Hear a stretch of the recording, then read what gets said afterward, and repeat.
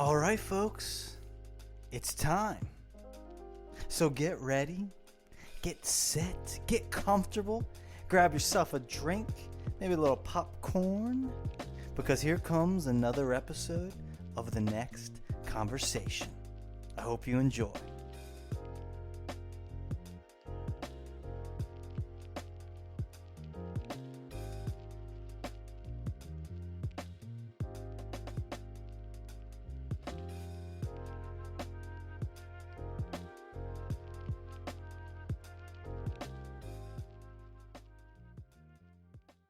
All right, well, I'm just going to inform you that we are recording, so I think we should Yes. just get to it, man. We're talking about monsters. We tried to do this the last time. We tried to have our monsters talk, and we ended up delving into the quagmire and the maze that is relationships. So That's finally, right. we've gotten back to the original the original path that Yeah. is monsters. I know we've tethered ourselves.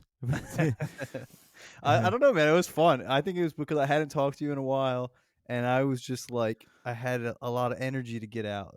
I felt that all around the three of us talking. Yeah, that was good. I needed that. It was cathartic, and it was fun. So yeah, I hope everyone else enjoyed that too, because I had a good time. Yeah, it was fun all around. And But sorry, Chris, but it's like those kind of like just free flowing conversations are that's I think that's the hallmark of the nest. To be quite honest. no, I Yeah. agree. I mean, that was I just love how Joe shot me a text as we were talking, and he was like, "This is a great conversation. I have no idea how we got here, but it's good." I was like, "Yeah, man, this is like improv now. We're just gonna go and see where If the I conversation know if grows." it was excellent. It felt a little bit like that actually. It felt like we were doing just like amateur improv in like new somewhere in like the West Village in New York. Yeah, exactly. You're just like, all right, where is it? All right, I gotta stay on my toes, keep my ears open, pay attention. Okay, we're here now. All right, we're gonna go over here. We're gonna do a little dance over here. Oh, now we're over there. Okay, we're gonna do that. Yeah, So bingo. it was fun.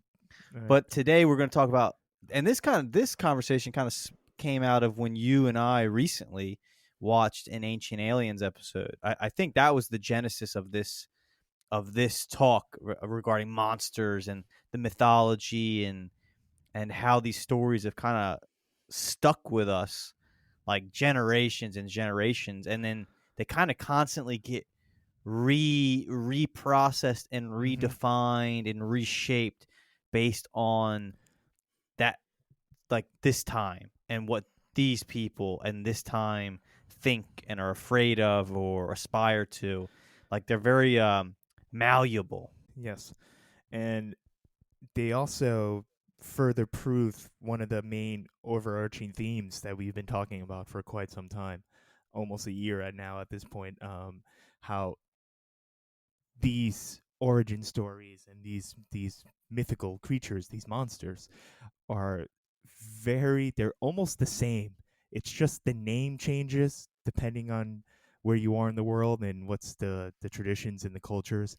So the language of it changes, their name changes, but their behavior and their origin is pretty much the same across the board. So which monster do you want to start with? I was gonna ask you a question. So what? I know you like vampires a lot. What I think we should kick this off is what quote unquote modern day monster is the most interesting to you? What are you drawn to? Even just literature or film or just entertainment wise, what monsters do you enjoy learning about and watching?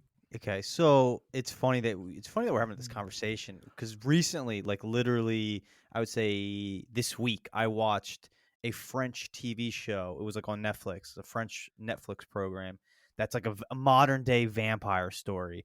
Okay. And for whatever reason, the idea of the vampire has stuck with me since I was a little kid. It's always been something like I could not identify the fixation, what aspect of it is so interesting. But I would say vampires as a monster, as a form of mythology, has always intrigued me. And I think it's mainly because it's the immortality aspect to it, I see. and the fact that they're still human in a way. It's like almost like a superior human as far as how we kind of depict them in our time. If you look at how vampires were depicted in previous times. They were like monsters, right? They were like these creatures, Mm-hmm. not something you would ever want to be.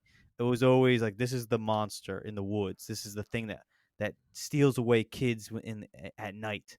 But now Yes. we've kind of masked them in a garb of mystique and sex appeal, and Mm-hmm.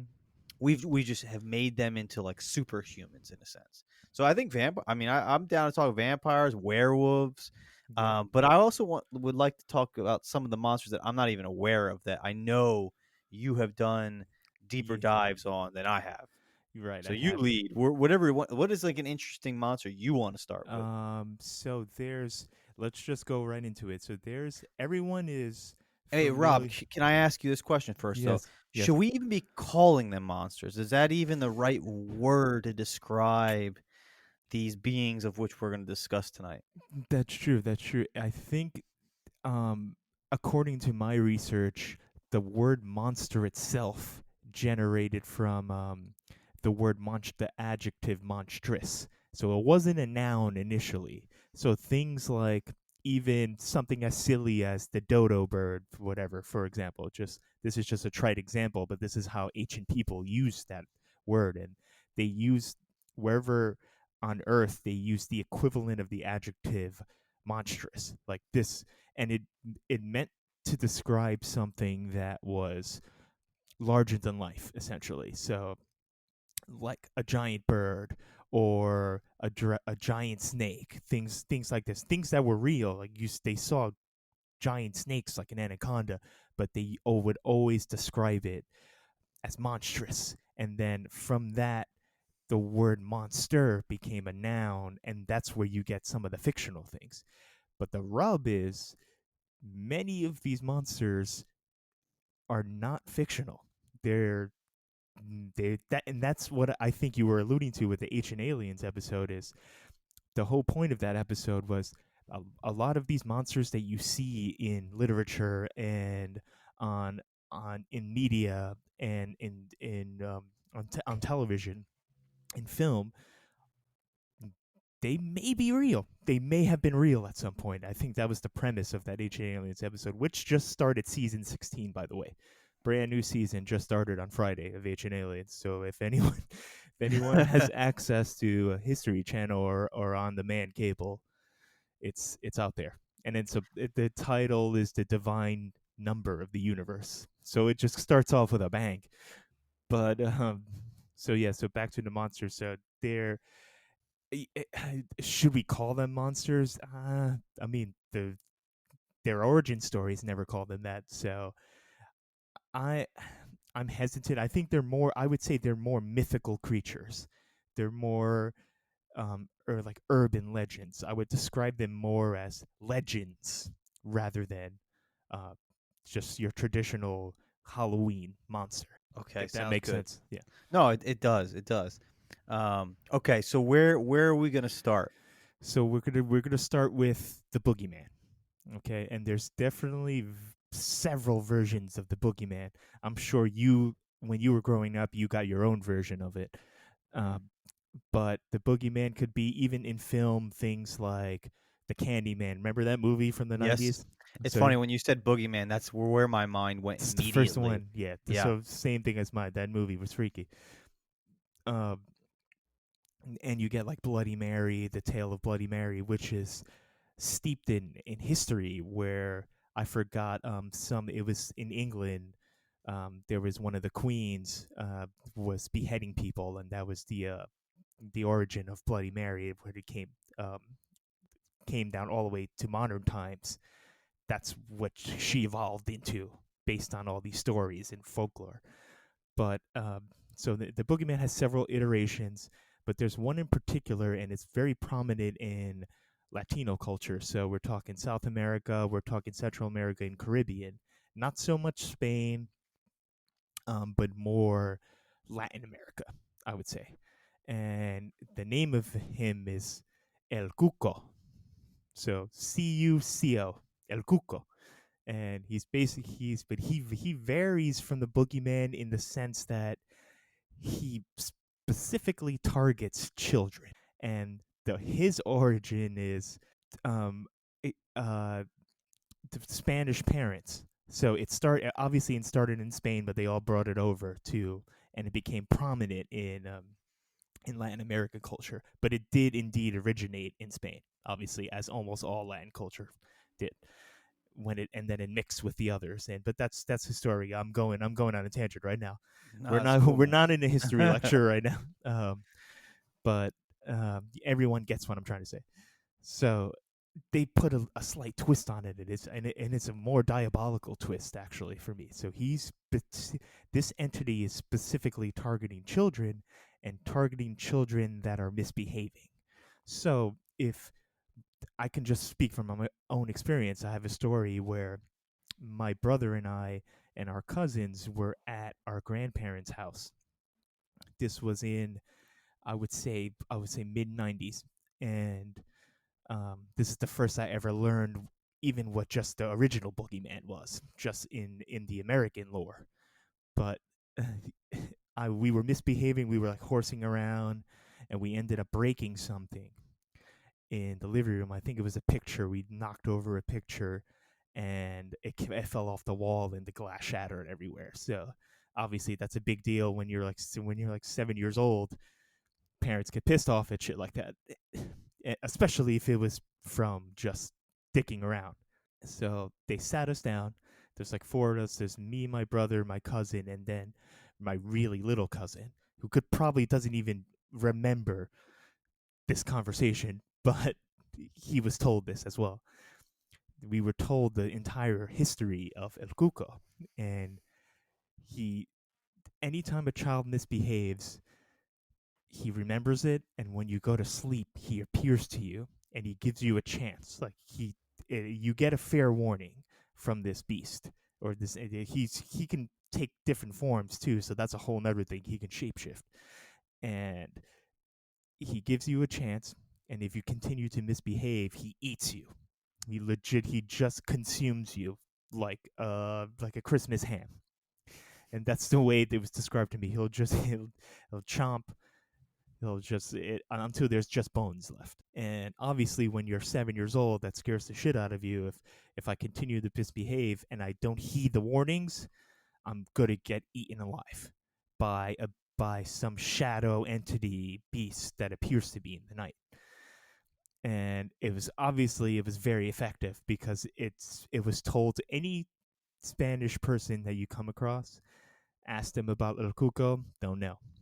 And the funny part is Stephen King, just in his most recent book, I believe, wrote the main antagonist is this entity, which became an HBO series as well called The Outsider. So it's little known unless you're in the Latin American community. But now that this television's miniseries and this book came out, my man is just straight out in the open now. So he was one of those cool monsters who was a little bit like he had some street cred, but he Yeah. wasn't totally popular. And, but he's the reason what makes him so terrifying is because he specifically charges children. He eats them. He doesn't just kill you or haunt you or anything like that. He literally eats you alive, and he can change in different forms. So he 1 minute he can be someone from your family that you know, but a dark version of them. They're possessed by him. So you see what I'm saying? Scary. Yeah, Yeah, it's it's scary and shit. when you're children, it could be someone that you really trust. Like he can come into your room, just appear to you at night in the form of your mother. It's almost like the T1000 at this point. That's the first thought I'm thinking of in my head. He could just shapeshift with liquid metal, and he can gain your trust that way, and then he'll just eat you. So I don't know. So what was your version of the boogeyman when you were growing up? I'm trying to think. I don't know if we had a story that was tied because I'm looking at the El Cuco Yeah. and you can see it's specifically, at least from what I'm seeing on Google, it's like it has its Puerto Rican. There's a link to the Puerto Yes. Rican community and the Puerto Rican culture. I don't think we grew up with any like long lived monster folklore. Like, I grew up. My father's side is 100% Sicilian, but we didn't grow up with any of the, let's call it the folklore, the mythology, the demonology of the Sicilian culture, I because the see. Sicilians have a lot of I would imagine, yeah. interesting beliefs and folklore, and there's some definitely some dark elements. I mean, that's why if you see a lot of if you see an Italian wearing a necklace with a single horn on it, it's usually, I mean, whether they're aware of it or not, there's some symbology to that. That's to ward off the evil eye, to ward off evil spirits. Mm, Um, but we never really grew up with that. We had the faceless boogeyman, the monster that's in the closet, the monster that's under your bed, the monster that can take whatever shape your imagination has the capacity to manifest. right. Um, but we didn't have any, at least to my recollection, any named creature of which we were constantly on the lookout for. Um, which I don't know which is more frightening. I would imagine the named the named monster, the named darkness that you're told about is probably much more terrifying, because to name something is to give that thing breath and life. And it's like, if your grandparents are telling you about this monster Yep. that has a name, I can't imagine being a child hearing that, because you're like, oh no, it's not that I'm afraid of something, a monster in the closet. No, I'm afraid of this specifically named That's a good point. monster. Mm. Um, so yeah, I mean, and I was definitely a fearful child growing up. I think that would, if I had that abuelita, that would have been a very scary. She could have definitely done some damage to me, I imagine. Oh, it. None of us slept that night. We stayed up the whole night because I was kept looking around. Every time I would close my eyes, I would feel it. That's when you just get in your own head at that point. I would feel a presence, Oh and yeah, I'll just you get the open my eyes. Yeah, tingles. yeah. I couldn't sleep. You know what I mean? Not a And then wink. you start to not move because you're like, it can see me. I'm on display. Hmm. Well, I told you there. I mean, in a way, the creature you're describing is the creature that I was very much afraid of growing up. I think we talked about this on another episode. And you actually found. I think it was like a Stephen King short story. You found the origin. It was like a creature that Uh would huh. come out at night to suck the breath out of your mouth as you breathe. It would suck the life out of you.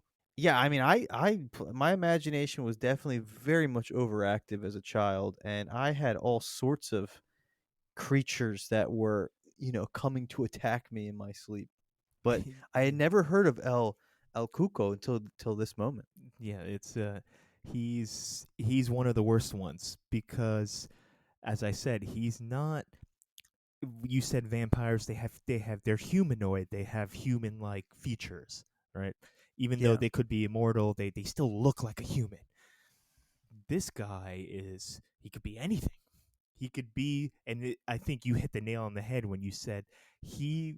It's one of those creatures that takes the form in your mind. You see this a lot in film and television, where the evil entity takes the form of the thing that you're scared of the most, and he has one of those powers, and that's what got me as a child.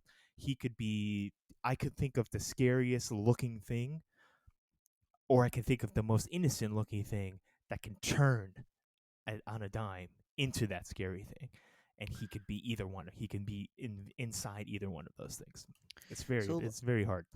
with this legend, have you ever like tried to trace it back to kind of find an origin story? Because some of these monster legends, you'll hear different people try to find a real root cause. So, for example, um, I'm trying to think, like werewolves or like vampires, for example. There are some that believe that the origin of this mythology comes from, maybe someone that was thought to be dead and was buried, and then because of the lack of medical knowledge, they weren't. Maybe their life energy was very minimum, and then they revive in a coffin and free themselves. Like you hear certain origin story, like for vampires or for zombies, like these scenarios where it's like there is a logical origin to Yes. a very much mythological folk tale that it's become that, but its origin has roots in reality.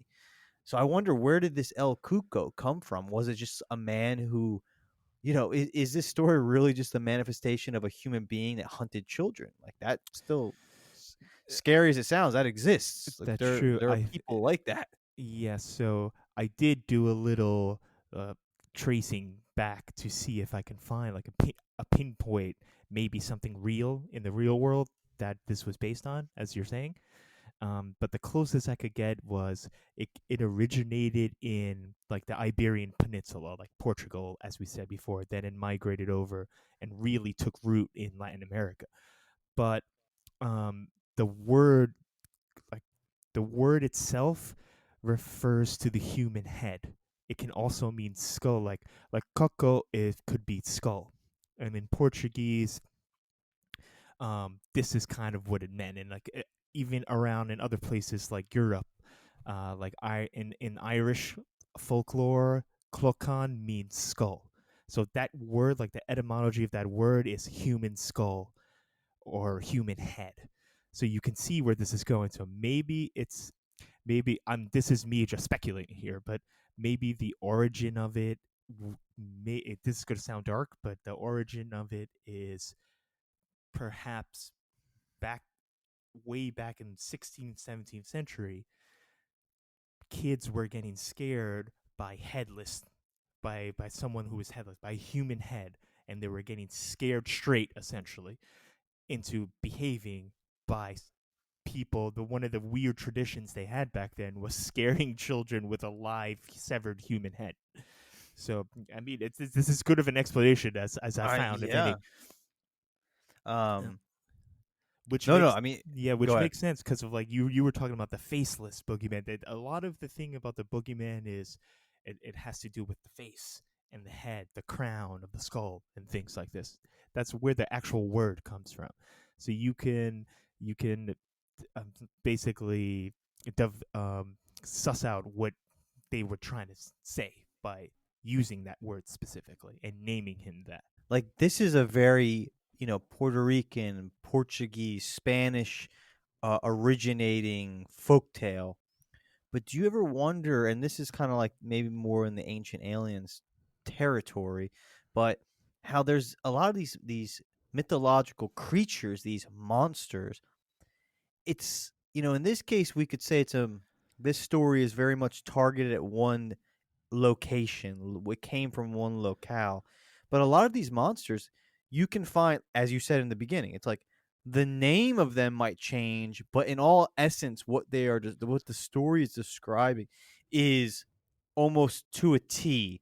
So, like vampires, for example, almost every culture on the planet has a creature in their mythology that is, for lack of a better word, the vampire. Like ancient, like there's an ancient Jewish folk tale of this creature or type of creature. Usually a woman, I believe, in the Jewish, whatever the name is for the Jewish vampire, that would suck the life force. So it would suck the blood out of a human being. And you Uh-huh. can find a similar creature in in different Asian communities, in South America, in Europe, in the New World, in the UK, all over the planet. There is a creature that is might be named something different, but if you read its description, it is a vampire. Also with like werewolves, I Mm-hmm. don't believe the werewolf story or a human that can become a humanoid wolf or a humanoid animal is novel. It is something that many cultures that have nothing linking them together share. It's like almost like Yeah. a either it's a real creature or there's some real origin to it, or like humans of different parts of the world, it's like it's the collective unconscious, like they're manifesting a monster, they're manifesting the same story to answer the same question, even though they have nothing. You know, you could find a vampire in Africa and you could find a vampire in Scandinavia, and there's very unlikely that those cultures have had a lot of intermingling over the last few millennia. You know what I mean? Right. Yeah. And also zombies are too. Zombies are in almost any folklore or tradition. There's a version of a zombie, an undead, formerly human or animal that's undead now and can roam the earth. So, and the Jewish version of that would be the golem. So you can create, you can reanimate a dead body, and they become like this lifeless. Um, I wouldn't say creature. I would just say they become a reanimated undead version of the animal or the person that you brought back. That's everywhere. That's across the globe. There's a story about something like that. I'm thinking about Tom Hardy's what was the show he did? Taboo. Yes, Taboo. It's like you get into some of these parts of the world, I mean, where there is a significant belief system that has let's call it supernatural elements to it. And right Mm-hmm. with like Santorini and the idea the golem zombies, it's like where you can not where you can manifest, you could create something. Like the golem is a created being of dark energy meant to do what you want it to do. It Yeah. became like a your acolyte. You could send it out to do to hurt your hurt your adversaries. Uh huh. Um, so I don't know where I was gonna go with that one, but I can pick it up from there. Yeah. But I know what you're alluding to. Yeah. So there's in especially remember when we were talking about Louisiana, we were talking about yes, Creole like voodoo, the Santeria and voodoo heavy on the undead and the reanimation, and specifically their twist on it, just as you said with the golem. Uh, their twist is you can you can conjure them from the ground and have them do your bidding, which makes them even more scarier. It's not. It's less like the we're used to. The Americanized version of the zombie is from Night of the Living Dead, things like this. They just come to life and they have no agenda. They're just aimless. But when you start getting to the ones that you can give them a purpose and they can execute a plan, that's when it gets pretty scary. So the voodoo ones, and like you said, like the Jewish traditional one, that's pretty creepy. so what do you think, dude? I mean, like when you were looking at something, you're making taking some notes on this subject, and I know you're a huge ancient aliens aficionado. Mm-hmm. Like, do you give credence to any of these stories? Like when you hear tale of monsters, these things, things that are maybe of a supernatural origin, or we could throw the Sasquatch in there for just as a Yeah, large absolutely. umbrella. It's like, where do you fall on this? Because I know you're pretty open to a lot of possibilities, as I think, or I'd like to believe I am as well. Like these monsters, these stories, do you think there's any truth to them in like a real way? Not like, oh, we, you know, unearthed a body, in ancient times, like we buried someone that wasn't dead and now we pulled them out and oh, they must be the undead. Like, I mean, actual monster, actual creatures that are not human but have minds and have will and Yeah. live amongst us or have lived amongst human beings. I mean, I'm gonna. This is not gonna shock anyone. Big shocker coming up. Yeah, I do believe it. I would categorize those guys as a cryptids. Is the industry term for them. So like Bigfoot, El Chupacabra, Yeah. those that are actually real or allegedly real beasts that can think and live. They actually live in the world, and the Kraken would be one of those as well. Things like this. Yeah, it's Um, like cryptozoology. I think that's yeah, like the big, yeah. yeah. So listen, we also talked about this. The ocean is so gigantic. there's definitely something in there. There's creatures in there that we have just haven't encountered yet, and there some of them might be big time pricks and want to just destroy or kill anything that comes near them. Maybe perhaps that's why we haven't encountered them yet. Yeah. Um, but yeah, to answer your question fully, yes, I believe they do exist, and I believe not in the fantastical way you see on shows such as Ghost Hunters, or there's a show called Paranormal Activity caught on camera where someone claims to see, oh, I saw the Slender Man in the forest. There's a lot. Half of the um the videos that are sent into to those shows are fake. They're just fake just to get on TV or to get like some social media buzz or anything like that. However, there are some of those videos. They at least they get me. They tug on something inside me where it's like I think you could just feel it. You can see while you're watching the story unfold. You're like that motherfucker was real. That was a real thing I just saw. And the the funny part about these things is a lot of times these things just want to be left alone. They're not actively out hunting, especially humans. Um, I don't think the Sasquatch is out hunting people. Chupacabra, he's more of an animal killer. So, but it's just the cool part is a lot of these stories they tug on something human within people, which is also something we should discuss. People are just inherently interested in this type of beast or anything that's legendary, cryptid, or a ghost, or the boogeyman, things like this. And I think we kind of talked about that a little bit with once again, going back to the True Detective conversation where we did touch slightly, very lightly on this. People are just, I don't know what it is. I can't answer it fully, but people love this topic of conversation. There's just an inherent fascination that we have with the supernatural. Yeah, no, I agree with that, and I think there's different reasons for it, but I do think that part of it has to do with.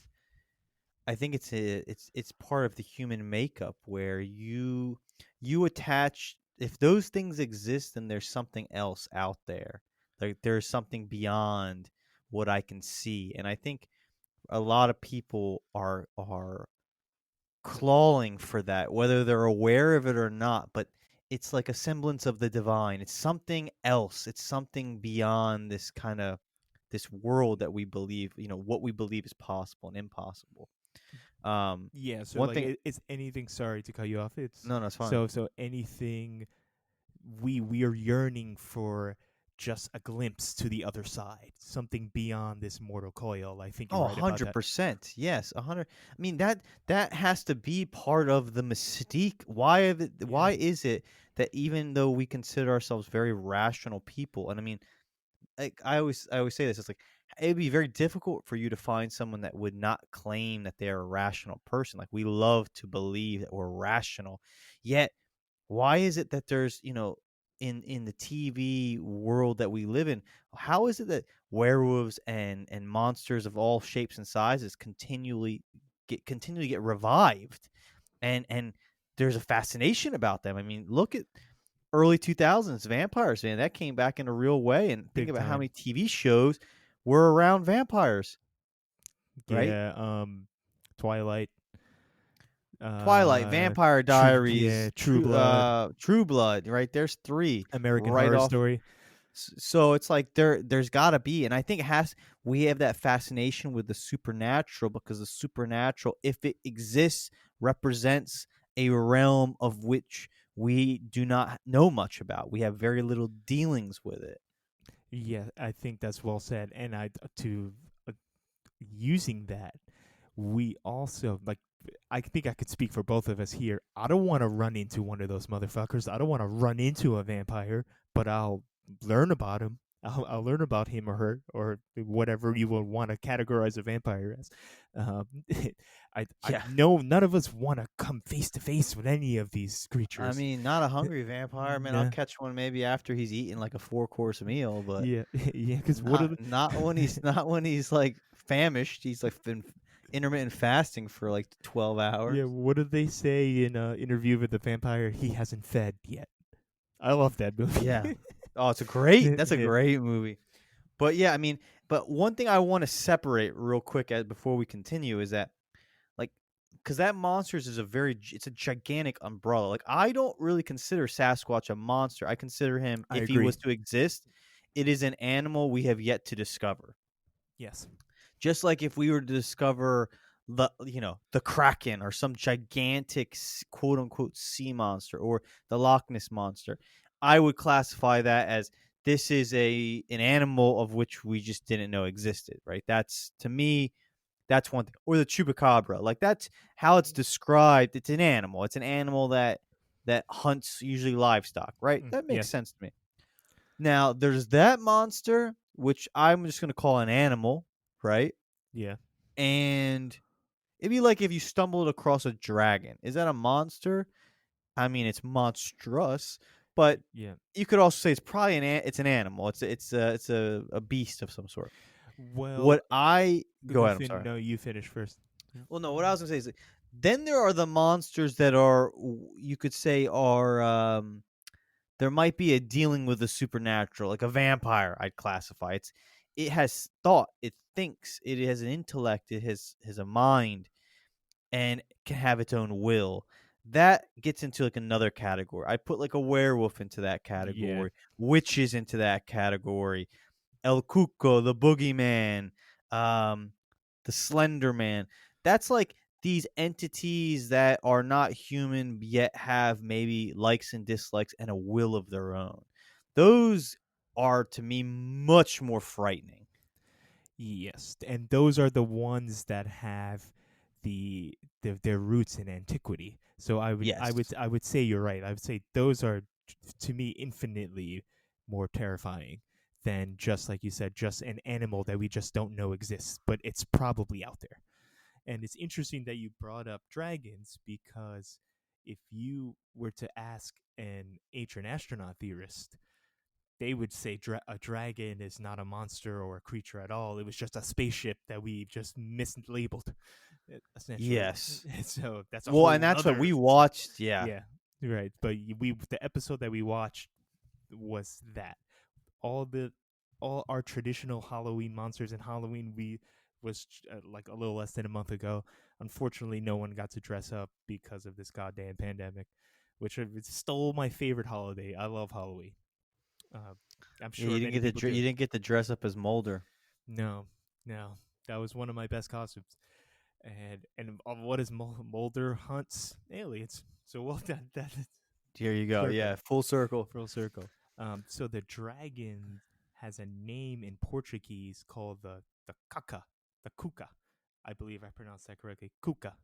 And the dragon also has elements with El Cuco that we just talked about, because in Portugal the the common form of him is he's scaled and like reptile like a dragon. So Yeah. that's interesting that he has that name. It's all like intertwined. Is my the point of this, of me rambling about this. All these things, those the latter of what you just listed, those traditional vampire, werewolf, dragon, etc. Those are the ones that have their roots in antiquity, and that's where you get more of the interesting backstories of them. I'm thinking. I'm trying to remember what the vampire was in like ancient. I think even in Rome. Yeah, in Rome, I believe they had a. Yeah, let's see if we can find this real Yeah. quick. The Roman vampire. So where did vampires first start? Is it it's a Slavic thing? It's like an Eastern European. I don't Yeah. think that is its origin though. I Okay. think that's kind of like I think that the term vampire, the word, I think it kind of became popular there, but if you look at the legend of vampires has existed for millennia. Yeah. Cultures All such as right. the Mesopotamians, the Hebrews, ancient Greeks, and Romans had tales of demonic entities and blood drinking spirits, Ooh. which were considered precursors to modern vampires. So Yeah, so I this was way off. idea, That was yeah, dumb this by me. idea of a being, like a being with that has a will and has a mind, but whose sustenance is human blood, I think is gone around for a very long time, which makes me wonder, because if you go back to Mesopotamia, right, we're talking about thousands of years ago. It makes me believe that there is some very truthful origin to the story, even if it's just a human. Like maybe there was this cult of humans that believed, right, if the life force is in the blood and I want more life force, then Mhm. maybe I should consume blood. I mean, it's not a huge logical, leap. It's like, oh, okay, like you need blood. If a person doesn't have blood, they die. Well, then more blood is better than no blood. Like, you know what I mean? Like, I could see that being like an origin. Mhm. But it looks like even ancient India, India had a kind of a vampire story, Mm. um, which the vampire is interesting because it kind of, based off that conversation or that episode we watched of Ancient Aliens. It's like, remember in that episode regarding monsters, I think there was also the element of DNA and DNA manipulation, Mhm.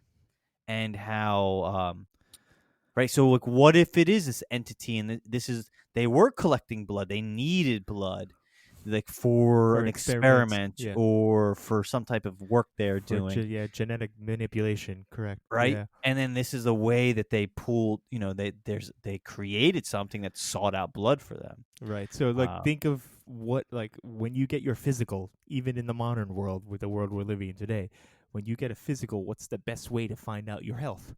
You draw blood. Maybe that's what they were yeah. doing way back then. They had the technology to draw blood, run tests in laboratories or in their fucking spaceships, and they knew, oh, it's like, okay, these humans they're consuming too much of this, they need a little more of this, we need to hone them so that they crave this more.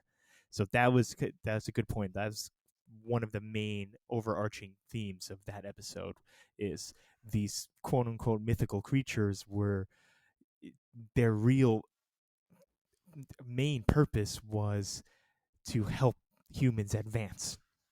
And it's kind of twisted where you're thinking, oh, this, I'm supposed to be scared of this thing. Everything in my instinctual behavior, in my bones, says I should be running away, I should be fearful. But what they're doing is actually trying to help you advance in your civilization. Very possible, yeah. I mean, one day we should talk about, and maybe even now is the time, but I was watching a Netflix. This is not the vampire. It was called Son of Zeus or Blood of Zeus, and it was like an animated story about Zeus and the gods, the Greek gods and whatnot.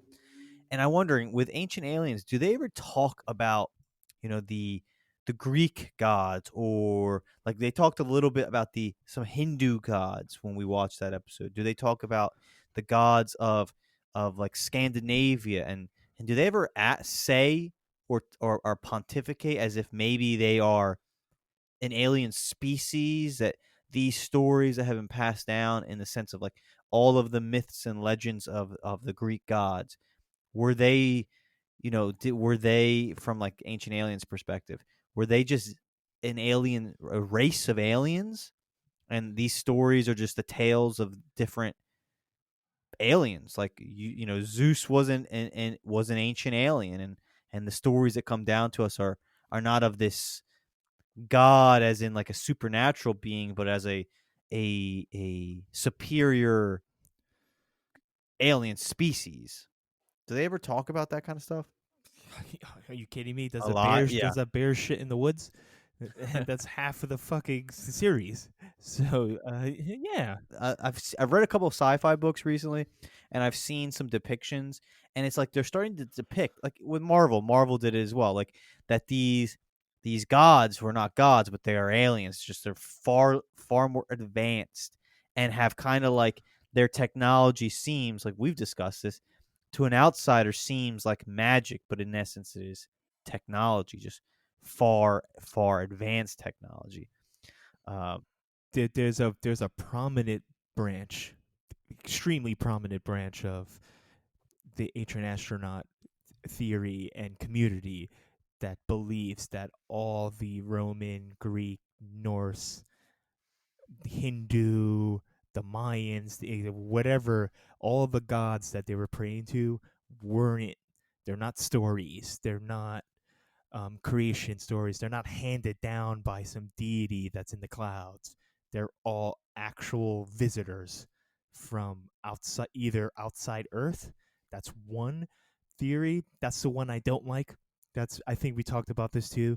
That's where it gets a little too out there for me. They're actual flying saucer gray aliens like Yeah. that you read about, right? So, um, but the second one is the other branch of it is yes, we also believe that all these cave paintings that you see and all these statues and these sculptures and all these sacrificial tombs and all any kind of ancient relic or place was just to praise the aliens that came, quote unquote aliens, because they're not aliens in the traditional way that you're probably or anyone is probably thinking of it. They're just entities that can travel within dimensions and from other places. They're not flying down in super advanced spaceships. They're not They just flying down in appear. the USS Enterprise and coming down. Right. They can just they can come through this wormholes, they can travel through black holes. There's points in the earth where that have high energy that they can slip in and out, right? So what's that movie? I mean, what's that show with Sliders. Scott Bakula? Sliders. Sliders, yeah, it's like Oh, that, right? Like they yeah. come in through the slider portal, Yeah, no, right there. the more I think Yeah, about it, the that's more good. I kind of buy that. Like, I don't know. For me, it's not a huge logical leap. Like, I find it for some people, it's like, oh, that's not possible. I'm like, well, I don't know. I've been raised on fiction. Like, I mean, it's not. Is it likely? I don't know. I'm not a scientist, but I don't think. I mean, in the science world, you should be open to anything, right? It's like it's like until it's proven not possible, it's possible. You just might not know how to make it possible. So that's why I kind of like the ancient alien guys because yes, they can get a bad rap and they can kind of sometimes they don't do themselves any favors. They don't necessarily present a most Mm-hmm. uh, professional facade. But then again, if you think about it, like the scientific breakthroughs that have become, pillars of what we've built various technologies off of.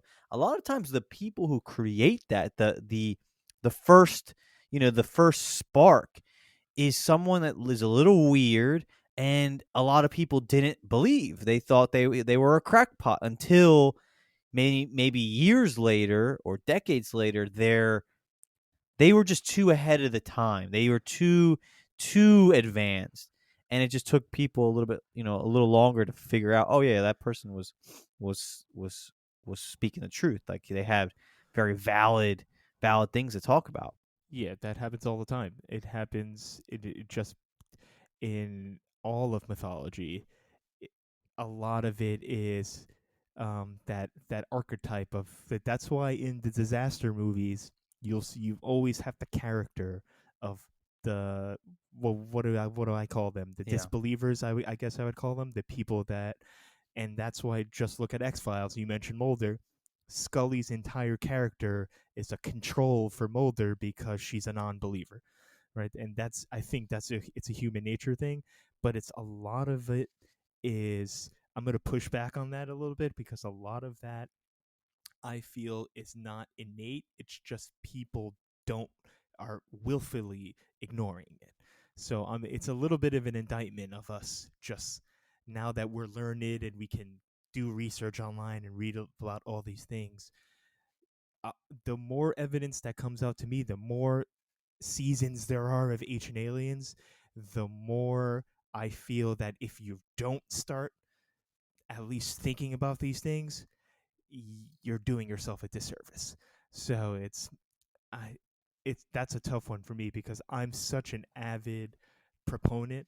I'm not to say I'm gonna go on and I'm gonna be Giorgio and for Tsoukalos. those Right? listening, that I'm not is gonna. the pinnacle of Ancient Yeah. Aliens. That is the guy who you've seen in memes.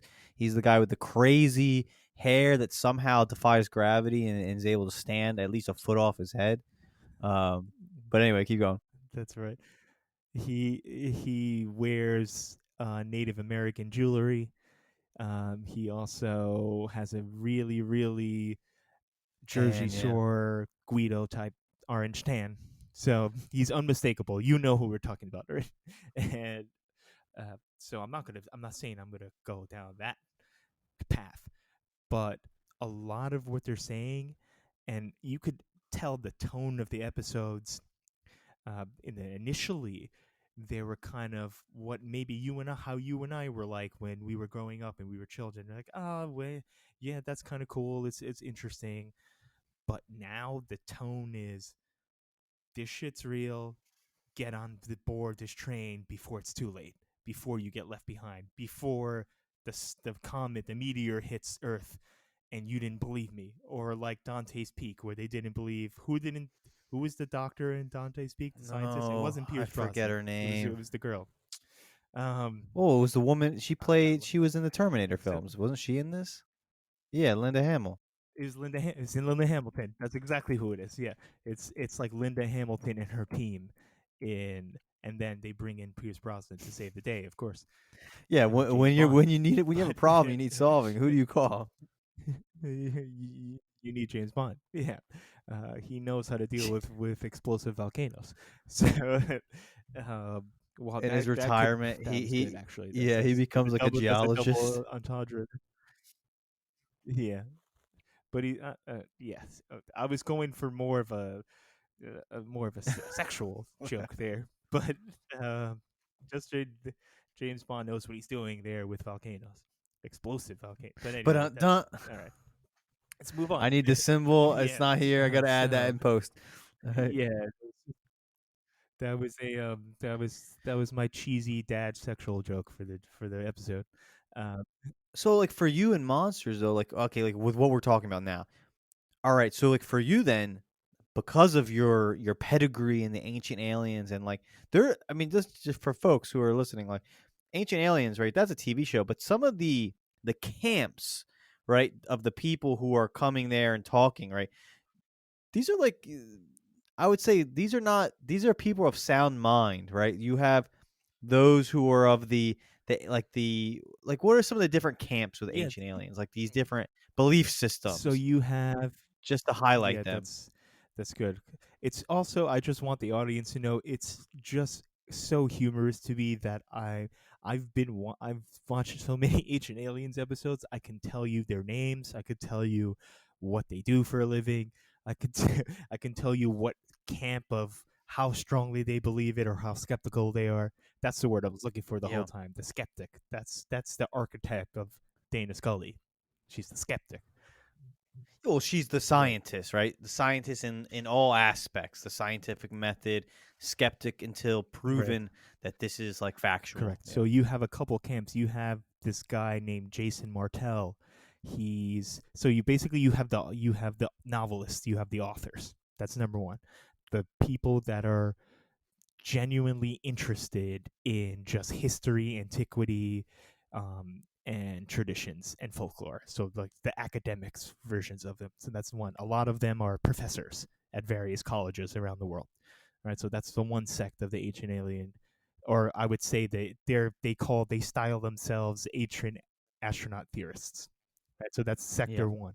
Sector two would be the legitimate scientists, the geologists, the archaeologists, the physicists, the zoologists, things like this, the actual PhD doctors. That that's their career. They're current they're currently scientists practicing right now. Right, that's number two. Then And real quick though, and I think with them, correct me if I'm wrong, they tend to make less hypothesis as to like they're usually brought in to understand either something, the data, to make some type of extrapolation based off of certain data, or to like kind of corroborate, like, oh, yeah, this substance couldn't have existed in this scenario. Like they don't make too many like, oh, because this happens. Oh, yes, like there's must be this ancient alien species, right? Don't they kind of like yeah, They stay within the realm of Oh yeah, science. most definitely. But a lot of them do believe in things like when Ancient Aliens does episodes like Monsters, um you'll get the historian from the academic world that's talking about these monsters. But it's like you said, they don't posit any theories, but they will Yeah. talk about the origins and stuff of things like monsters and aliens. So there, that's in sector two. So you have the professors, then you have the professionals, if I can use one word to describe them. Then you have the novelists. You have the people that don't have that professional pedigree, they don't have the PhD, but they're good writers and they're kind of like me. They're researchers, they're amateur historians, they travel the world, they're travelers. They just enjoy immersing themselves in this topic, and they just like traveling around and immersing themselves in the cultures of the world. They're genuinely interested in seeing what the world is all about. So Yeah, so that's like the Graham Hancocks that's exactly of right. the Yeah. world. And then you have the final one. Then you have Giorgio. And then you have um what's his name? Like his name is William Henry. Then Eric, the Dutch guy, Eric von Danken, I think his name is. Um Hold on. I don't want to do him service because he wrote the man. Yeah, I got it right. Eric von Daniken. He's a Swiss guy. He's not Dutch. I'm sorry. And so he wrote the first book, which is called Chariots of the Gods, which is kind of what you said earlier, where every divine being that appeared to all the religions, all around the world, and that they wrote in their spiritual texts, he says those were just all aliens. That's the in one sentence, that's what Chariots of the Gods is about, and that started the ancient astronaut community. That was the catalyst that started this whole what we're seeing on on History Channel today. So you got those guys who just no matter what you say, they always twist it to. Well, that's why the meme is. Not, I'm not saying it's aliens, but it's aliens. But Yeah, it's then you aliens. then Yeah, you got exactly. those guys. So those are the four. They Yeah. all work together. But the cool thing is, you can tell that even on the further end of like all the way back to that original spectrum, the professionals, the academics, they still you could tell that they still like, yeah, maybe this it's plausible. I can't certainly can't be the one to disprove it. So for you, okay, so you, Rob, like as we're talking about monsters, or we've kind of been talking about that for like the last hour. Do you, because of this ancient aliens education that you've had, and it is an education. Like I sat and I watched 2, 3 episodes with Rob one day, and they pack. I've honestly, I can't, I can say this. I don't think there's been many shows I've watched like that are supposed to be informative, where they've been able to pack as much as they've been able to pack in 50 minutes, let's say. Where like you get a lot of data, a lot of information. Whether you want to believe it or not, they're trying to make their point, and they give you a lot of information from a variety of sources in order to push their agenda to try to make their point. But what I was going to ask you is, from this perspective, when we talk about monsters and when we talk about some of, let's call them like higher order Yeah, monsters, I vampires, like that. uh, Slender Man, things that have thoughts and wills of their own. Do you look at this from, since, right? If you view all of these gods and all of these things as ancient aliens, as another advanced species, or something that an advanced species created, how are you then with like the idea of the supernatural? Because I kind of camp those, they're like in two different camps in my mind. Like if you go down the ancient aliens rabbit hole, or avenue, then it's like anything that's we could classify as supernatural is in fact natural. It's just not of this natural world. Mm-hmm. Um, and then if you go down the other rabbit hole of the supernatural, then it's that the origin of whatever this thing is otherworldly. It's in another dimension. It's in the supernatural realm. However you want to kind of classify that. But that kind of talks about, that's ghosts, that's demons, that's Ghouls, um goblins. Yeah. ghouls, That's like it's not extraterrestrial. It is something else. I don't know how you want to classify that which is supernatural. So do you? I mean, for you, do are is supernatural not even really a thing? It's just like that kind of is enfolded into this ancient aliens idea of just other dimensions, other realms of being, um, and what we call like witchcraft and black magic and Santorini are really just human avenues to try to tap into these other realms of existence where other creatures might exist. Like, how do you kind of do that dance between like ancient aliens, extraterrestrial life, and what we'd classify here as like the supernatural? Because even like religion, right? We usually, if you're looking at it from more of a say a mainstream quote unquote, they tend to kind of couch that in the supernatural, right? It's like, oh no no, aliens are over here, God or heaven. Heaven is this supernatural thing. How do you try to translate that or do that dance? Is everything kind of like from that ancient aliens perspective, that ancient what were they called, ancient astronaut Yeah. perspective of, oh no, no, these things are just different realms of existence, maybe different planets, different dimensions, and these are just beings that are just more advanced and kind of inhabit these different realms. Ooh, that's one hell of a Sorry, I gave you a lot. question. You just Yeah, gave me yeah, a yeah. I don't rack even of know. Well, ribs. you have to Yeah, chop you that just gave down. me a giant rack of ribs. Jesus, Murphy, I don't even know where to start. So, but I guess we let's start here. I separate them. So let's just start there.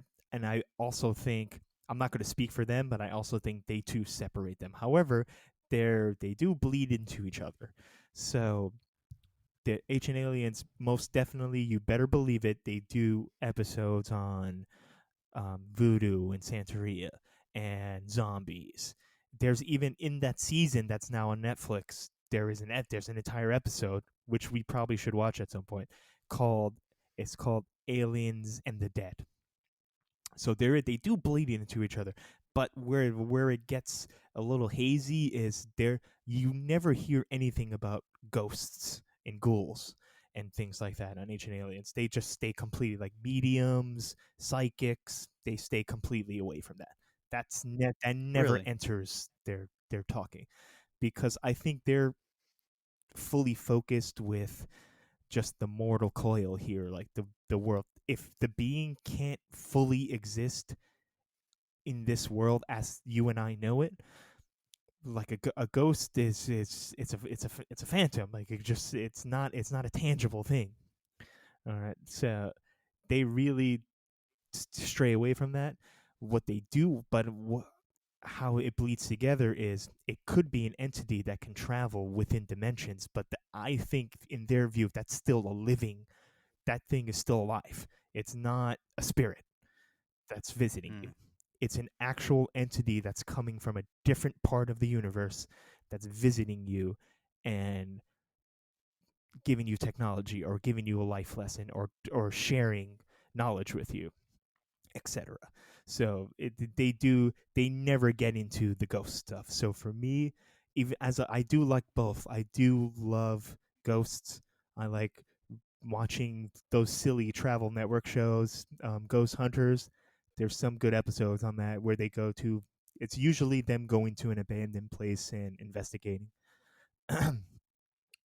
Sorry, and the paranormal show that I mentioned earlier, Paranormal Caught on Tape, which is amateur video sent in. It's like the America's Home Videos of the ghost world, and and then there's the host just like kind of narrates over it, like Bob Saget. I wish if that was my job, that would be cool. I'll narrate that show. hell yeah! Why wouldn't you want to do that? That's probably We very do. fun. Our boy William Shatner has a show on History Channel that he does that. He talks to people that have been visited by spirits and stuff, and it's William Shatner. It's called Unexplained, I believe, is the name of it, and also Jonathan Frakes, one of my favorite people. He was Number one, he was from Star Trek. Why my Riker, William Riker. He's William Yes, Riker yes. in Star Trek. Yeah, he has a He has show. a show like that. It's called it's like Unexplained Mysteries or something like that. Yeah. And so but to rein her back in, they separate that. There's nothing about conjuring spirits or ghosts or um, mediums, psychics, and nothing like that. Nothing that you would see in like a horror movie in that way. Demons, they don't really deal with possession and demons. Obviously, they talk about um, classical depictions of demons and Lucifer and God. Like that's obviously because it's part of it. They examine it as part of a more of a religion context, not Yeah, and they probably wrap that into their idea that these beings are all of yeah, extraterrestrial correct. origin. So no, so I took the fucking long way to answer it. That long question to basically Yeah, basically true. it's two departments. It's things that are alive that can travel between different dimensions and planets and different parts of space and time. They can also travel through time. And there's a then you have the supernatural world of spirits and ghosts and stuff like that. So they really don't touch that part of it. Interesting. So I'm the same. So I'm with for basically the with same. I even though I'm a big ghost guy, I'm not a true believer in ghosts. I love ghost topics. They fascinate me. I like watching movies about that, TV shows, but my true I would say my ethos is more of the ancient astronaut theory. It leans more that way. so okay, like with all the so we've talked about a variety of things like today and in general, like through the course of the history of this podcast. And right with Ancient Aliens is covered. I mean, if there's no way they've done 16 seasons and they're doing 22 episodes a season. So it's like they covered so many different Yeah, there's like subjects, 200 episodes. Yeah. which is insane. My question to you, and really this is my question to a lot of people who have a similar interest in this area, is this something that you would ever want to come in contact with Ooh. personally? Right? Like you got to wonder, like listening to some of the episodes we watch, like some of these people are very much they are academics, even if their focus of study is very weird, right? But like they're academics, they're talking and you can hear them talking, they're talking in a very academic way. And I don't, you even wonder sometimes, like I think we watched a monster episode and there was a guy who's a historian. It's like, he's studying this as a historian. Yeah, it's his job. Does he Yeah, believe it? I who knows, but he's still it's his it's his career. Yeah, focus of exactly. study. Correct. So my question to you is, if given the opportunity to come across that which we consider unknown or that which we considered a fantasy or a folklore or whatever mythology, if you had the opportunity to come across one of these beings, these like let's say the monsters, which is the subject of today, or uh, one of these Zeus, one of these ancient aliens who had once come here, and now we have his stories, like the stories of this hero of another species. If you had the opportunity to come across and find out like this is true, this is real, um, with all of the other additional side effects, who knows what that experience would be like? Would you choose yes? Would you check off that box? Yes, I would like to have this experience. Or would you be like, no, no, I don't ever want to come across this in my own life? Well, this is going to be my ex-Catholicism talking, and there's just some things you can't shake, Chris. When Oh, you I grew up agree, Catholic, 100%. I ain't tangling with a demon, a possession, or the devil. You can keep that to yourself. I ain't touching that. You couldn't pay me enough money to deal with that, right? That's number one. However, like a deity, and then you get into the realm of would I even be able to fathom what's happening? If I can There, grasp what's happening, I would love to be visited by a deity. That's really in what turns out to be one of these ancient aliens. Which I mean, if it's as powerful as mythology has led you to believe, I mean, for all intents and purposes, like what is a god, and then what is a being of which you cannot explain? You know what I mean? It kind of gets into that Yeah, like I see. from our perspective, it's like an ant.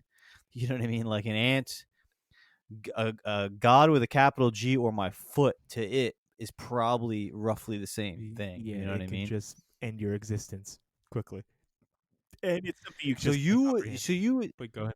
So you would choose. So if you had the opportunity, right? Like if you could be wandering on a sunny day in a forest, and all of a sudden you enter this clearing, and there before you stood an 11-foot tall man that like glowed, that was shimmering, Yeah, right? I'll Just fuck with him. shimmering. Yeah, for sure. I You would. would. Now, I'm glad you said that because I have wandered um, through a park on a nice day, and I have a story. You just set something off. The alarm went off in my head. I ran into the Slender Man. I have pictures of it. I have photographic evidence that I could should have probably submitted to one of these shows. However, like a lot of things, I just got fucking lazy and I just got too stoned. But so just to be real, just to bare my soul to the audience. But yeah, so I was walking through Prospect Park, and obviously, as one is wont to do in Prospect Park, wandering alone, I'm not sober. Okay, so that's a main part of it. I'm sufficiently. I have a sufficient amount of grass in my system, and I'm walking around, and it's dusk. You know when the it's not totally dark yet, but the sun has set, but there's that purple sky, there's that blue sky, you know what I'm talking about. You can't see, the Yep. sun is not up anymore, but it's not totally dark yet. And I believe that's called dusk. I just described something. Yeah, I think there's a word for that in the It's English called dusk. language. So it was dusk in Prospect Park, and I'm wandering through, and I had been walking for 2 hours at that point. So I take a seat. There's several benches on walking paths in Prospect Park. So I take a seat, just quick rest, maybe check your correspondence, and I look up, and in the distance I see this shadowy figure that, like you said, is taller than a normal human being that's in Prospect Park at dusk on a Sunday should be. And it's like that's Wait, can you send me this picture now I as we're can, talking about I can, this? Do you have it I on your do. phone? All right, so you're Sorry to break your flow, but I need to kind of see this as you gonna describe it. yeah, it's gonna take me a while to find it. I should have had it queued, so you got to stall a little bit. So Okay. so what? So, No, it's like go ahead, go ahead. no. Finish what you were gonna So say. I'm sitting on this goddamn bench, and I see it, and it's one of those things where you ask yourself. I know you've been there, Chris. A lot of us have, where you're asking this, like, is that real or am I high? Yeah. So Oh yeah. this, You start to. I mean, if you have a little grass in the system, you have to question everything. yeah, I don't know about you. I mean, I know you, and I know we're similar in this. I don't know about you, the audience, but for me, there's a little grass in the system, and I'm in an unfamiliar environment where there's a lot of variables. Yeah, you better believe you got to start to ask yourself, are those eyes blinking at me from the corner of that wooded area? Is that a real thing, or is that just my imagination? And you know what? You want to hope it's your imagination, because if it's a real thing, then you better get your ass I out of know. there. So You don't know what's in store I for you. was fully in that mode where but I was kind of paralyzed to the point I was like, nah, that can't be real. So my mind immediately went to the place where I was like, no, I'm too high. This is marijuana doing this to me. It's not real. But then it started getting a little closer. Then it got a little closer, and I was like, it's still this is close enough where it should not be a shadow right now. And once that registered to me, once it's like this, whatever this thing is, it's so close that I should be able to at least see some kind of clothing or some kind of like whatever skin tone. Once that happened and it was still a shadow, that's where my feet. I don't know what my feet did, but I wasn't controlling it. I just my body just went into default mode, and I just started walking faster, started walking, looking back. Then I just started jogging. I started. Oh, I didn't do full sprint, but I ran away. And Yeah, you're starting to make a speedy yeah, right, getaway. right. You know how you do it. Like you start walking real fast. First, you're like walking fast. Then I start jogging a little bit. Then it turned into like I'm running right now. So it was one of those. Oh man. And let's get you this picture. Yeah, no, but Yeah. while you're doing that, it's just kind of interesting how like how often have you been? Because people start to say like, "Oh, I have never seen this or seen that. I've never come across it," and you got to wonder. Like this is a perfect example. It's like, how many times have you been in a situation where you might have seen something, but it's just the fact like your mind, right? I use this as an example. It's like if you're not expecting to see Brad Pitt when you walk down the street, you could walk right by him and never notice him. Or fill in the blank of someone that you're is popular to you, Michael Jordan, whoever, right? If it's not on, if it's not in the mind, if there's not the expectation that you'll see something, then a lot of times I think our mind just kind of cancels things out. Like in this example, a lot of people probably, especially if they were under the influence, or even if they were, would have just been like, "Nah, that's nothing," and they would have let it go. So you got to wonder sometimes if our ability to perceive the unknown, our ability to perceive the supernatural, whatever you want to call it, I think a lot of times our mind is what is the gatekeeper, which is preventing us from delving into that world because we just don't won't allow ourselves to believe it. Right? How many times have you seen something that is not explainable and you just have that internal conversation with yourself and eventually you're just like, "Oh no, no, that must have been nothing." Like while you're looking, I recall I was leaving a friend's house at one point. This was in Williamsburg. This is years ago, maybe even like nearly 10 years ago, long time. And I remember I was standing on a subway. This is an underground subway, and I'm waiting for my train. And it's late. Uh-huh. I think it was a Super Bowl. It's late. There's just no one out. There's like maybe one person waiting as well. And I remember I was hearing music. I was hearing saxophone being played, and I was like, "Where the hell is this saxophone music coming from?" Like, it got to be somewhere. I should be able to see where it's coming from. And I Mhm. recall I saw a shadow in the Oh, subway oh God. tunnel, right? I saw the shadow of a human being, but I could not see this human being for the life of me. I have video of this actually. Excellent. I heard saxophone music being played. I saw the shadow, but the shadow was nowhere. It was inside the tunnel. So either likely it's a person. I don't know what person is hanging out I'm talking about actually in the subway tunnel. Like where a train will eventually come Yeah, I got emerge you. I got from, you. right? But there was something or someone in this train tunnel and music was coming out of it. And it's just funny because like I remember I videotaped this and I was a little bit under the influence as well. And I was looking at the tape days later and I'm like, there's either someone or something in there, whatever one you want to believe. But it's just funny how like there is that in the moment, there is that internal conversation and internal dialogue that takes place where you're just like, no, that can't be a person. Like, why would a person be there? You know what I mean? So it's like I feel like in a lot of situations you might see like there's probably moments where you have witnessed the supernatural, where you've witnessed, let's call it the divine, whatever you want to call it, and you just kind of say, that wasn't it. Yeah, That you couldn't have psych been it." yourself out. I found it, by the way. You're getting it right now. Oh, dude, you Yeah. sending it to me? So no, you're exactly right. I think you saw a mole person though. There's people that live in the subway tunnels.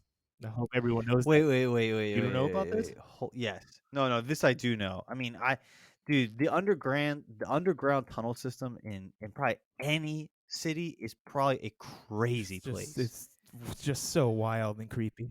Probably terrifies me. I have no desire to go down there. There's legit people Yeah, hell yeah. that might not have seen the sun in like who knows how long. I know.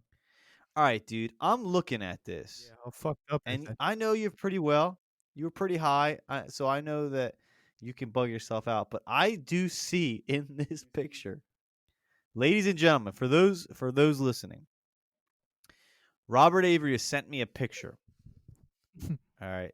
And I'm going to describe this picture to you. We are in a park. It's very wooded, but there is a blacktop road or pathway, right? We're in a New York City park. And in the distance in this picture, Yes. in the distance of this picture, there is what looks like the shadow of a human being. Literally, I mean, literally, that's the best way to Uh huh. describe it. It looks like I'm zooming in on it. It looks like there is a person walking away in the kind of the distance, and you see a perfect black shadow of a human Yeah. being. Best way I can describe it. Like, it is a person if you just took that person and you just blacked out everything about Yeah. them. Like, you can see the shape, you can see the legs, you can even see that the legs are staggered in a That's right, walking but it was position, walking right? Like towards one me, is not in away. Yeah. okay, and you see kind of one arm kind of vaguely hanging. So this is a scenario where this is either a beautiful optical illusion where that blackness is actually a patch of blackness in the woods, but like just looking at this Yep. now, Yep. this looks like a freaking humanoid creature, like dressed like with like I'm shirt getting and goosebumps. pants, but is like you cannot see one detail about them, and they're not far away. Where you should be Right. able to, That's if why. this was a Exactly. person, you would be able to see them. Like I can see there's light in the page. I can Right. Right. see even like, I can see skylight. Like there's light. There's enough light where you should have been able to see this Right, person. exactly. That's why when I was describing, I was like, once it got to the point where it's like, I should see like the color of the T-shirt or something. I should see something at this point, and then I A was like, hundred I'm out of percent. here. It's not far. It's not far away at all. I mean, this is not far at all. This is like this person. This thing is close enough that if you were talking, you could hear each Yeah, other. Right? This is not. I'm not talking about a far in the distance where those listening who might be skeptical are like, oh, well, maybe you just no. Like this is if you've ever lived in a city, like this person is not far at all. Maybe what would you say? This is 200 feet. 200, way less than that. Way Yeah, less. like this is not far at Yeah, all. that's like 20 yards. That's 20 yards. I freaky, would say man. 20 yards away. Yeah. That is that's a bit. Yeah, this is a bit So, frightening. but the thing, Yeah. Chris, is like you've been to Prospect Park. There's places in Prospect Park that are super isolated. Like I sat in one of those places. There's like this random bench here in the middle of this wooded area. There's no one around. Because Prospect, if anyone who knows Prospect Park, you have the ice skating rink. You have these big lawns where people barbecue. You have the area by Grand Army Plaza where people congregate. They hang out. They have picnics. This was in one of those areas of Prospect Park where it's like, why are you sitting down on this bench? There shouldn't even be a bench to sit there. I shouldn't have had the option to sit down there because it was just in the middle of Oh yeah. nowhere, Prospect Park. Well, and that's the thing. It's like for those. I mean, if you don't live in New York, but you visited, you might. Everyone goes to Central Park, and Central Park is a tourist attraction. But you're like, there's not many off the beaten paths in Yes, Central exactly. Park. There's people everywhere. But if you go to Prospect Park, which is in Hmm. Brooklyn, you can very easily end up in very isolated parts. It's more by design. It's a little bit more wooded. It's more forest. Like you can actually take paths that are in woods. Like you're in a forest, and you can end up in places where yeah, I mean it's isolated and yeah, you're vulnerable. Let's put it that Yeah, way. exactly. And another contrast between Central Park, if for anyone who's familiar, in Central Park you can still look up and you can see giant buildings all around you. You're like, oh, I'm in New York still. I'm not in the woods. I'm not in the middle of nowhere. In Prospect Park, there's places where you're just, as you said, you're just straight up in the woods. You're legitimately in the woods. And another quick Prospect Park story. I should just write. We should have just done an episode on my Prospect Park horror stories. I have another one, but You have another I have horror another horror story, story. but it's not the Uh, shadow figure. This is what do they call it? There's a name for these things, like shadow Wait, creepy. hold for 1 second though. Did you feel I I felt I mean, was in yes, danger. you're under the Yeah, influence. I You did. did. Okay, that's what I was gonna ask Mhm. you. You felt Yeah, threat in your yes. body. Like, it was almost as if my brain went, as I said, I went into complete default mode, and then I was walking, looked back, started walking faster, turned into a slight jog. It was one of those where you're like, keep it was straight out of a like a Stephen King movie. Yeah, your body was Yeah, like, "We like gotta get the go. hell out of there. There's something here, or that we're in the presence of a Yeah, danger." they're called shadow figures. There's a term for them in the cryptid ghost hunting world, and I think I ran into one of those things in Prospect Park. But another time, just a quick story. This is not related to monsters though. Uh, I was walking in Prospect Park again, alone, but this was later at night. I was leaving a picnic from like the big lawn in Prospect Park, and I had to use the bathroom. So couldn't find a close bathroom. I was like, I'm just gonna fire into the woods. Emergency situation. I'm pissing on a tree. Oh, yeah. Yeah, If you can piss outside, always yeah, piss I'm gonna piss outside. in the tree. And I walked through the woods, found a good spot, but as soon as I got into a clearing, there was someone standing in the middle. There's a person though. I saw them. They were just standing in the middle of this clearing in the woods, just standing there looking at me. And I was like, yeah, I'm gonna find a different place. So then I walked out. So it was one of those mole people situations that I think you saw. I saw someone just, I don't know if they were doing some kind of ritual, what the fuck they were doing, but there was an adult male standing just in this clearing in the woods in Prospect Park, just standing in the middle of it, staring back at me. So just Dude, the world's a scary place. I mean, like, this is kind of going in a different direction, but it's like you just don't know. It's kind of fascinating, especially if you live in. We talked about this a little bit briefly a couple days ago, but like you just don't know how often you've been in a situation where there's literally it's like life or death. Like you don't know. You're walking, that's a good point. you're That's an walking by excellent point, actually. someone, and it's just like this person is straight up Hannibal. Like you just don't know how close. It's like a fish. Like a fish doesn't know that the hook that just dangled by him is connected, to a human being that's trying to take its life. It's like when you walk around the city. Sometimes I've thought about it, like you're on the subway. It's like, is there anyone on the subway that has killed someone or kills people? Like Statistically statistically, speaking, in New York, probably yes. if I've lived here for 10 years, I probably have bumped into people who have killed someone or who will or might or who are fucking serial killer. Like it's fucking possible. Um but I do find it interesting, like if you're aware of your body, I do think your body's picking up on, like in this scenario, it's like your body warned you way before your mind was like, "Oh no, there's danger here." Your body was like saying, it's like an ant, like a deer in the That's right. wild. It's Yeah, like sensing the wolf, even though the wolf is not even near it yet. It just knows like there's danger yeah. around me. I need to do My something. survival So instincts. it's very Yeah, crazy. that's good. No, you're right. That's exactly right. And it was like it. But the thing that fascinated me was, and obviously as you said, being under the influence kind of slows you down a little bit, where but it allowed me to analyze the situation in a different way. Whereas if I was completely clear and sober, maybe I stay there longer. Who knows? Maybe it was. What I'm trying to say is, maybe the weed saved me. Oh, dude, I mean, there you go. The The weed weed saved saves. by the grass. No, but I do think there's some truth to that. I was listening to who's the guy, the original creator of The Office? Ricky Gervais. Ricky Gervais, and he was doing this little bit that he has about.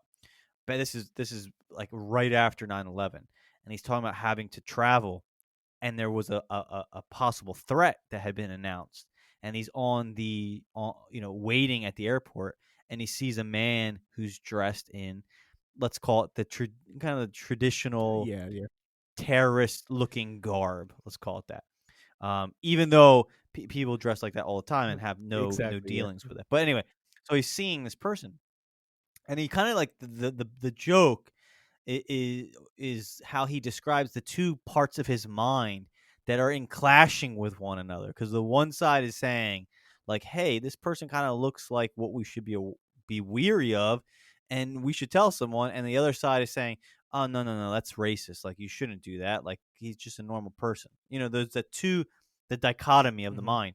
And it is kind of funny because, like, to try to extrapolate that to your situation, when you're sober minded, there is a lot of times where you will convince That it's yourself. nothing, correct, yeah. Yes, you will go against your body. Your body's trying to tell you one thing, and your mind, or your quote unquote rational mind, will try to counteract or undo what the body is trying to tell you. And it's kind of interesting. Like, yeah, the weed might have said no, no. Like, you might have been very in your body, and your body like, I don't feel right. I gotta go. Whereas if you were sober, you might have just, oh no, Yeah, that it can't can't be be that. nothing. It's an optical illusion. It's a person. Maybe my vision is messed up, whatever. You would try to find an I excuse agree with that to a get you out hundo of it. p right there. 100. This couldn't be more right. And it's it it still gives me chills. Like I haven't turned my phone off, Chris. I'm still looking at the picture. I'm zooming in and out, trying to figure out what in in holy hell this thing came straight from the mouth of hell. The hell is this thing? Um, Oh yeah, man. Looking at it. It's like, for when you told me the story, I was like, let me see. And then I look at the picture. he's just black. Like, there's no way a person can look at that picture and not, like, you couldn't just, like, cast it aside. You might be like, oh well, maybe it's an optical illusion, but I'm looking at it and I have it fully zoomed in, and you're like, no, that if it's an optical illusion, it looks damn like a person. I know, and look, you can almost see it. It might have eyes, Chris. That might just be the leaves coming down. No, I'm bugged out there. Those are the leaves. It's definitely leaves, but still, I'm looking at this and I'm like, yeah, oh yeah, that looks like Yeah, a person. it's Looks like a it's person walking. creepy, real creepy. And you see how the back leg is kind of faded a little bit. Ah, Yep, God. So yeah, yep. this is the middle of Prospect Park. Summer, like fall dusk. It was September 8th. I took this picture, 2019. Yeah, and I mean, there's I can see there's light in the sky, so Set. it's not like your vision is impaired. You I can know. see quite Yeah, clearly. it's Crazy creepy. shit, man. All right, so let's just to Mhm. wind this one off. So you would never want to come across a demon, Hell no. devil, a Pun ghoul. intended. But I'm right there with you, man. It's the same reason why people I've had opportunities to have, like, fortunes told and stuff like that, and Nope. I'm like, nah, man. And it's not even because I disbelieve. It's just the fact of, I cannot quantify where you're getting that data from, and I don't want to. I don't know who you're talking to. I don't even know if you know who you're talking to. I don't want to delve into that world. I don't want no one down there to know my name. That's right. That's how I It's look like, at it. yeah, It's like, I don't want to dance with the yeah, devil. No, keep thank my you. name out your mouth. Yeah. Correct. Exactly. Don't know me. Um, but I think, I don't know. This is a question to think about in the future. But it's any, I always think of this, and I think we talked about this. But, like, there's a book of, in Ezekiel in the Old Testament. There is the prophet Ezekiel, and he tells a story of a vision he saw. Let's call it a vision, and he saw these entities, these things that he could not. He described them to the best of his ability, but if you read the description, they're fucking weird shit. Like, just crazy shit. Like, I don't think there's anything you could. There's no way you could align it to something else. You're like, oh, well, that he. It's that sounds like he's describing this. It's like, no, there's nothing of this world he's Yeah. Was describing, Ezekiel and it's like, on hallucinogens? So yeah. it's Yeah. quite possible, but which opens up Yeah. another rabbit hole of, when you're on hallucinogens, are you seeing figments of reality, or have you now Ah, gained yes. access to another Yes. realm of being? Uh, Whole other quagmire that's right right. there. That's a miasma, actually. Yeah, I mean, that's another, we've talked about this, but yeah, that's a whole other realm. It's like when you do ayahuasca, are you in communion with another creature, or is that creature just a manifestation of your own Yeah, unconscious? is it like I'm trying to find a I good don't know. example for it or analogy, excuse me. It's like is it's a good question because I don't know either. But is taking these type of like going on an ayahuasca trip or going to a retreat is how they call it. Well, Yeah. is it essentially giving you glasses for lack of a better item? Is it giving you glasses so that you can see just into the other dimension? It is there. It's existing around us. We just can't see it with our physical, organic, biological eyes. Right. Yeah, switch has to get Mm. flipped. So Yeah, I mean that's why this stuff gets into the of a very zany and slightly kind of that's where it gets a little scary because I don't know if you've ever seen the movie Constantine with Keanu I Reeves, have. but there's a line where he talks about how like the moment that switch was flipped for him and he could see into the other Mm-hmm. realms, there was a thing of then they could see me too, right? It wasn't like I was peering through a telescope into some distant realm. It's like, no, no, no. When the light switch went on, I could see, but then they could see as well. And that's why it gets a little scary for me because it's like ignorance is bliss sometimes. Sometimes you don't want to delve too deep because you don't know what's on the other side. And the moment you cross that threshold, you don't know necessarily if that door can be, closed behind you. It might stay open and you don't know what might come through it. So I think you definitely have to be Oh, most careful definitely. And I think you with. just described the plot of almost every teen horror movie that doesn't have a slasher character after it, where they're like, "Oh, let's try this," and then they open up a portal using a Ouija board or something. That happens all the time, and it it's like you said, it's something that I don't want to take part in because I have a reverence for that, and I think you as well. Like we have a respect for that.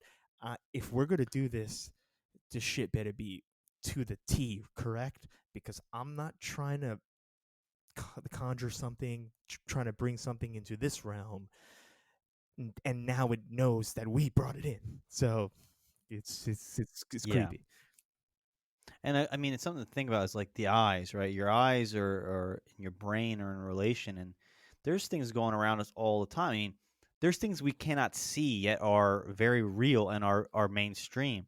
I can't see the atoms of your body, and you can't see the atoms of my body, right? There's this hidden world that's around us. And I say hidden world, but there's a world that is commonly believed among scientists that there's all these things that we can't see that are around us. Um, but again, it's like you got to wonder there may be a reason for that.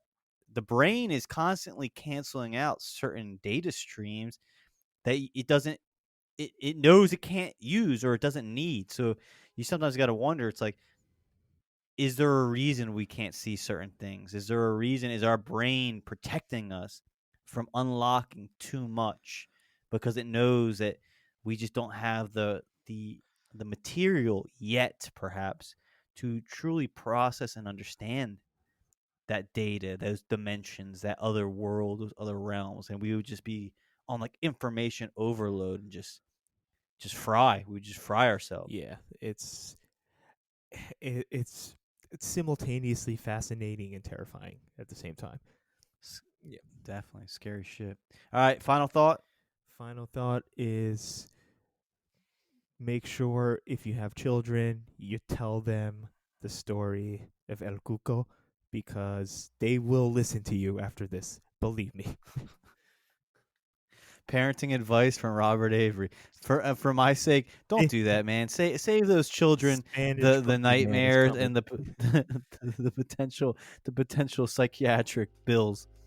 All right, ladies and gentlemen, thank you for tuning in to this episode of Monsters. Hope everyone has a good Ta-ta to night. tell.